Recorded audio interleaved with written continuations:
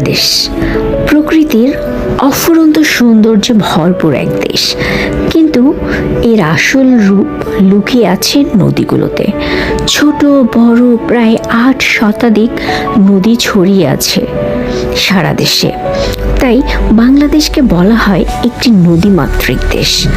পদ্মা, মেঘনা, যমুনা, ব্রহ্মপুত্র এরা শুধু নদী নয়, মানুষের জীবন ও জীবিকার মূল ভরসা।